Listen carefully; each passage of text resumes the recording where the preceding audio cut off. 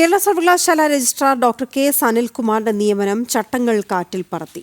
Aided കോളേജിൽ നിന്നുള്ള ഒരാളെ ഡെപ്യൂട്ടേഷനിൽ രജിസ്ട്രാറായി നിയമിക്കാൻ നിയമമില്ല എന്നിരിക്കെ അനിൽകുമാറിന്റെ നിയമനം 2021 CPM സിൻഡിക്കേറ്റ് സർവകലാശാല സ്റ്റാറ്റ്യൂട്ട് ലംഘിച്ച് ഡെപ്യൂട്ടേഷൻ ചട്ടങ്ങൾ കാറ്റിൽ പറത്തിയാണ് നിയമനം നടത്തിയത്. സർവകലാശാല സെനറ്റ് ഹാളിൽ ഗവർണർ പങ്കെടുക്കുന്ന പരിപാടിയിൽ തടസ്സം നിന്ന സാഹചര്യത്തിലാണ് രജിസ്ട്രാറുടെ നിയമനം ഒരിക്കൽ കൂടി ചർച്ചയാകുന്നത്. ശാലിനി ചേരുന്നു വിവരങ്ങളുമായി. ശാലിനി, എന്താണ് മനസ്സിലാകുന്നത്?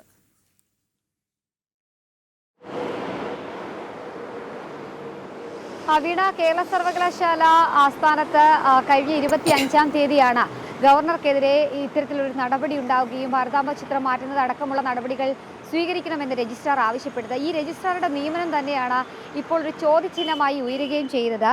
ഡെപ്യൂട്ടേഷൻ ഉദ്യോഗസ്ഥൻ, നിയമനാധികാരി സംസ്ഥാന സർക്കാരും ഒപ്പം തന്നെ കേന്ദ്ര സർക്കാരുമാണ്. ഒരു ഡെപ്യൂട്ടേഷൻ നിയമനമാണ് ഈ നടന്നിട്ടുള്ളത് രജിസ്ട്രാറുടെ. സ്വാഭാവികമായും സർവകലാശാല അഭിലേഷൻ ഉണ്ടെന്നത് മാത്രമുള്ള ഒരു കാര്യം വെച്ചുകൊണ്ടാണ് ഇത്തരത്തിലൊരു നിയമനം നടന്നത്. അത് ഒരിക്കലും ചട്ടപ്രകാരം നടക്കാൻ പാടില്ലാത്ത നിയമനമാണ് എന്നുള്ളതാണ് ചില ആളുകൾ ചൂണ്ടിക്കാട്ടുന്നത്. ഒപ്പം തന്നെ ഇതുമായി ബന്ധപ്പെട്ട വിദഗ്ധരടക്കം ചൂണ്ടിക്കാട്ടുകയും ചെയ്യുന്നത്. ഈ ചട്ടങ്ങൾ മറികടന്നുകൊണ്ടാണ് കെ എസ് അനിൽകുമാറിനെ അവിടെ നിയമിച്ചത് എന്നുള്ളതാണ് രേഖകളടക്കം സൂചിപ്പിക്കുകയും ചെയ്യുന്നത്.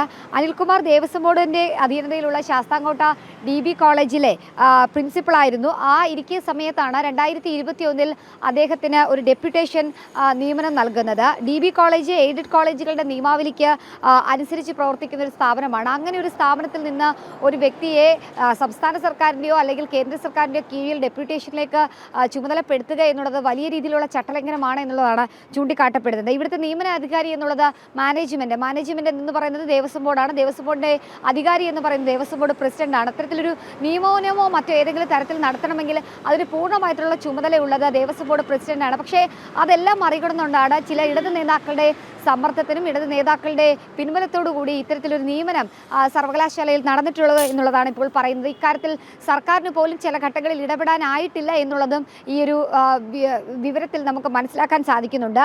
2020 കോളേജ് പ്രിൻസിപ്പൾ ആ സ്ഥാനത്തെത്തിയ അനിൽകുമാറിന് 2021 ഡെപ്യൂട്ടേഷനിൽ രജിസ്ട്രാറായി CPMന്റെ നേതൃത്വത്തിലുള്ള അന്നത്തെ സർക്കാരും അന്നത്തെ ഉന്നത ഉദ്യോഗസ്ഥരും ചേർന്ന് നിയമിക്കുന്നത്. നിയമനം മാത്രമല്ല, അത് പുനർനിയമനം നൽകിക്കൊണ്ടുള്ള ഒരു സ്ഥിരപ്രതിഷ്ഠ കൂടിയായി അത് മാറി എന്നുള്ളതാണ് ഏറ്റവും ശ്രദ്ധേയമായിട്ടുള്ള കാര്യം. പുനർനിയമനത്തിൽ എതിർത്തത് ആകെ ഈ വിഷയവുമായി ബന്ധപ്പെട്ട് എതിർത്തത് ഡോക്ടർ വിനോദ് കുമാർ TG നായരും ഒപ്പം തന്നെ PS ഗോപകുമാറും മാത്രമാണ്. അവർ സിൻഡിക്കേറ്റ് അംഗങ്ങളാണ്.